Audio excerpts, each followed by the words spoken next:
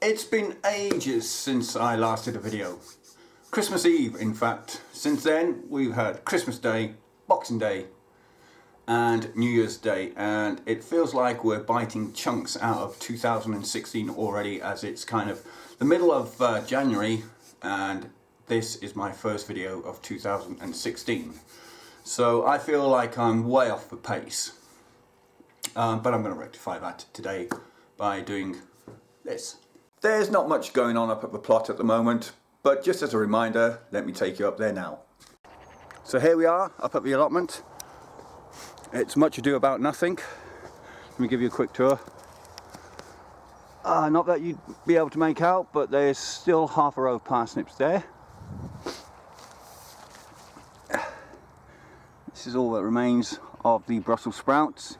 I've had about 3 or 4 pickings from these plants. What I'm going to do next is just chop them into the ground and let them rot over the remainder of the winter. Take you down and show you the broad beans, which, if you remember, these were the self-setters that I originally dug up and relocated into this bed and formed 3 rows. It looks like they've been battered by the wind and the elements. They're not doing so good. I don't think they'll last. It might just pay me to dig these up and just start afresh in the spring come March. And then finally I'll take you over to the leeks. Not very impressive this year. They were better last year. Yeah, I might have a couple of decent ones in there, but not many. And that is the state of play on the allotment in mid-January. Although not much is going on at the allotment, I have been doing a bit of prep work. I've got my garlic here, which should have been in the ground ages ago. The old wives' tale is you sow your garlic on the shortest day of the year and harvest it on the longest. Shortest day of the year here is December the 21st, and the longest day June the 21st. As we're into the middle of January, I'm late. And I've also got a couple of, let's have a look here, yellow moon shallots, which I do need to plant as well. But today's video is all about building a bird nest box. So let's have a go at that.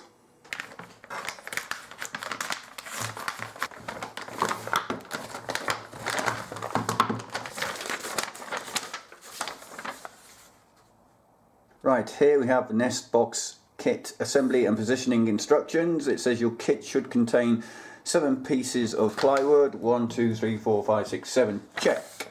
It says it should also have 14 screws. Haven't counted them, but check.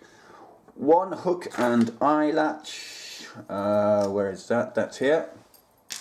Check. And then 1 tape hinge. Checkmate. Right, assembly. Please note, for added strength, a small bead of wood glue not supplied can be applied along the joints before screwing. Right, if you haven't supplied it, I'm not going to use it. Right, step 1, fix side panels to back plates. Right, back plate, I'm assuming, from the drawing. Side panel 1, stand upright. And side panel 2. There we go, it's in shot. So, there you go. That's what it's going to look like after I've finished assembling stage 1. So there we go, step 1 is complete. The 2 sides have been fixed to the back plate. A bit wibbly wobbly there, might kind of tighten that screw up there. Step 2 is fix the base, this piece here, to the side panels at the bottom there. I guess it goes like that. It says here, note, The base panel is cut slightly undersized to allow drainage. It should be fixed centrally to leave a small gap at the front and back. Alright, let's carry on. Step 2 is complete. As you can see, it's not a perfect fit, but then the instructions said it wouldn't be. You can see the gap running along there, and then when I get this front plate put on there like that, there is a gap at the front for any water to drain out. Right, that's the next piece that's got to go on. Step 3 is complete. There you go. Just give you a quick look.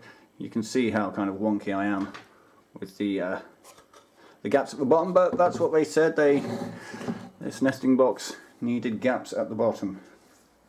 Right, I've got to fix the top panel, which is this panel now, onto the front of the nesting box.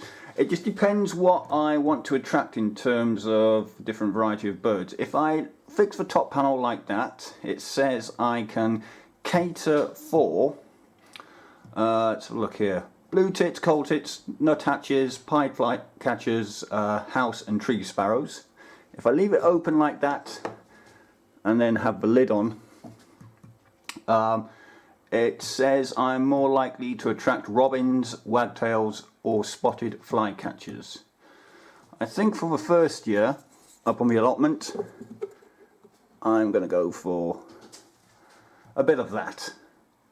Okay, let's get fixing that front panel to the sides. Step 4 complete, as you can see. Right, hopefully I'll be getting a couple of blue tits in there in the spring. Next stage, step 5, put the lid on, the roof, gotta fix the hooks and the tape hinge, and we'll see what the final outcome looks like. There we have it. That is the nest box complete. That iron hook contraption was a bit troublesome, but I got there in the end.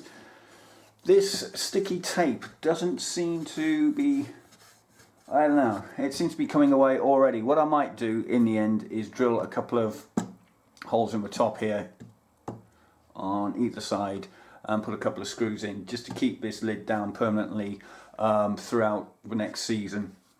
Yeah, so hopefully when I mount this up at the allotment, either on the side of a shed or, well, it's the only place it can go, it's got to go on the side of a shed, I'll have a, I don't know, hopefully a family of birds living in there, bringing up their chicks, certainly over the spring time and early summer.